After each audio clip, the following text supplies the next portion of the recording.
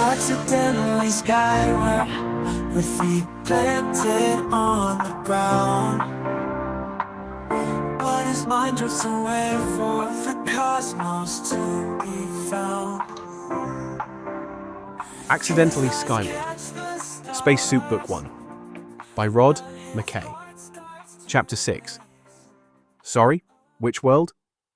Henrietta Millicent God sat back on her hover banana lounge on the last resort pool deck beside Juliette, watching half-drowned last guests being rescued by scowling first lifeguards.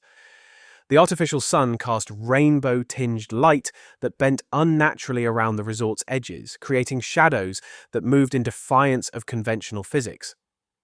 The air smelled of ozone and expensive perfumes, with undertones of something ancient that made most normals' nostrils itch. The undertone wasn't strictly necessary, but HMG had learned long ago that normals needed something to complain about, especially when there was nothing to complain about. Juliette nodded toward a team of firsts, performing chest compressions on a seven-chested Aeropronian last who had mistaken the pool for their cocktail. HMG left them to it. There simply weren't enough seconds in any given day to get involved in everyone's affairs. Besides, she'd just thought of something. An important something. I just thought of something. HMG said brightly. An important something. A something that might change the nature of planets blowing up or not blowing up, or at least my role in any such blowing up or not, forevermore. And possibly even then some. Juliette raised her eyebrows, pausing mid-sip of her drink. If I get this right, this contest, this selection of a backup god, I'll be able to delegate them all sorts of horrible thinker work, like overseeing or preventing planetary obliterations for the rest of their miserable life. And as people and peeply things in this me-forsaken universe live as long as I bloody well want, that would mean a whole lot more pool time. I might even have space to try out that dance class I've been wanting to for ages. Literally for ages. Juliette finished her sip, nodded, and smiled. That's nice, sis. But I thought you needed to kill the winner to make the contest fair. HMG sighed. Yes, there is that. That one's a chance, Juliette said, nodding toward the edge of the pool. No, HMG said, shaking her head. These lasts are already ruined because I accidentally made them all first at being last, remember? HMG tapped her perfectly manicured fingers against her glass, creating tiny ripples that distorted the glass's interior reality into something made largely of mint. I don't mean the Aeropronian. I mean the lifeguard working on him. See there, the one at that end, with that end. HMG scanned the first staff who mostly wore uniforms that adapted to whoever observed them. Formal wear, casual clothes, or mathematical equations depending on the viewer. HMG's gaze settled on the lifeguard in question, who was defying even the resort's unconventional fashion conventions by wearing truly unfortunate yellow swimmers. He does look quite the idiot, but anyone can see he's a first. A first taking over as god of the universe, even for a day, would be a disaster. No, I don't mean for the backup god job. I mean for the scapegoat we need to blame the whole thing on if this all goes pear-shaped. Think up some dodgy think history for him on Thinker-Linker, and he'll be whatever you want him to be. Check out those abs. Juliette's eyes lingered on the lifeguard's physique. If you don't need him, I'm sure I can find a job for him. Nothing to do with thinking. HMG giggled. Ew, don't say things like that. He's one of my creations. Yes, you forbid. We actually think about relaxing, having a good time. Juliette's sigh carried the weight of centuries of divine tedium. You know I can't relax until I have this backup god business sorted out. Then stop talking about it and pick someone. For your sake. There must be someone you have your eye on. A truly clueless misfit with zero prospects. Someone who'll barely miss their pathetic Brian when it inevitably explodes after you expose them to the true nature of the universe. Juliette adjusted her pink pajamas, which absorbed and reflected light in ways that fabric usually didn't.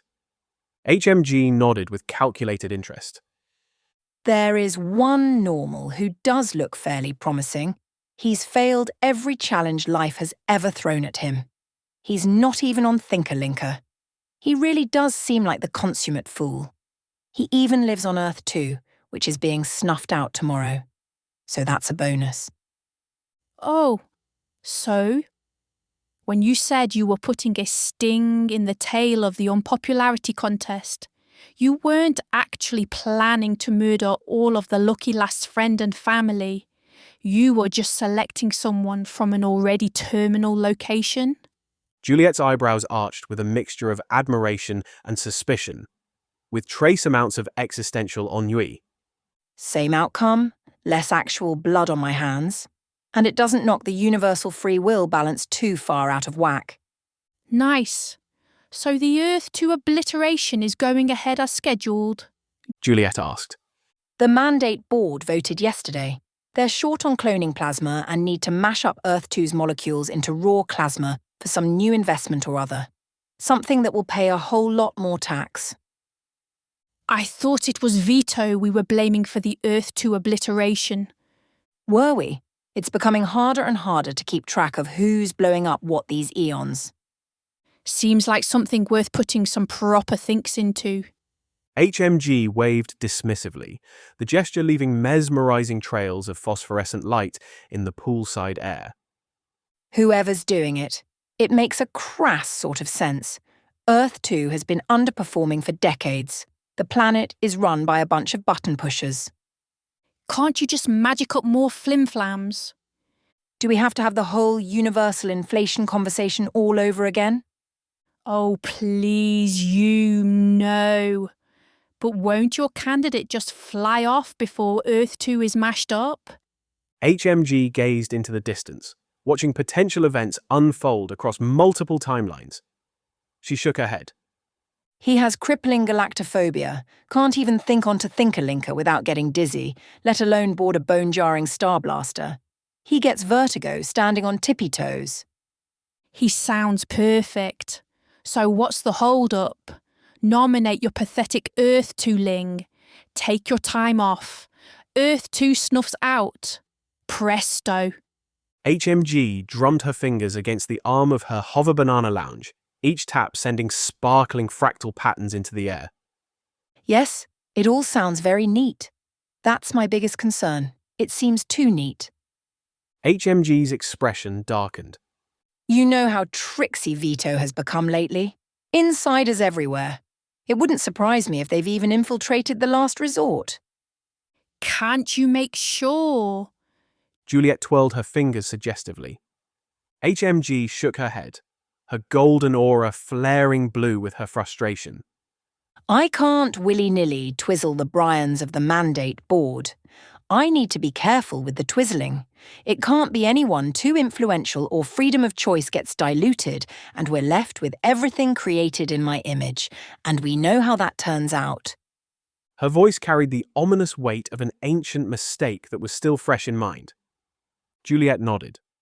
Good you, yes. That was a horrible few thousand years. No offence, sis. None taken. I hated it as much as you did. Respect is one thing. Sycophants buckling every which way. A statue with my face everywhere I turned. Quite another. Ugh. I'll make sure that never happens again. Henrietta Millicent God stopped speaking at a sight that took even her by surprise. She had never been a fan of that. This was no exception.